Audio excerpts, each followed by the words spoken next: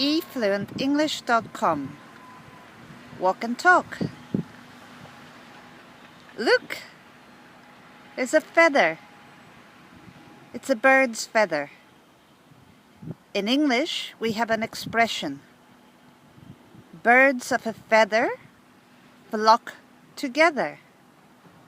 So flock is the verb. It means they come together. Birds of a feather. So they're alike. They're similar. Birds of a feather flock together. Do you have an expression like this in your language? Birds of a feather flock together. So, for example, many people emigrate to Australia, but they end up living in the same area. The Italians are together, the Irish are together. So I can say, birds of a feather flock together.